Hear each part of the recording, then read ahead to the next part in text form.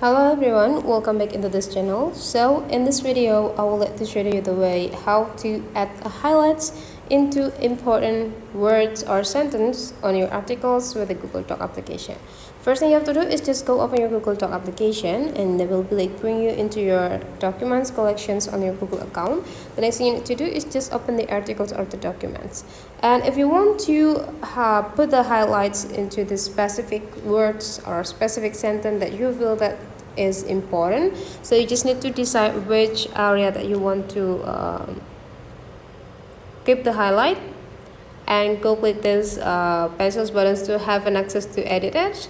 So here there will be a bold sections right here. I would like to put highlight on it, so you just need to go click this icon, and you just need to decide which color that you want to put on as the highlights right there. And then you just need to like start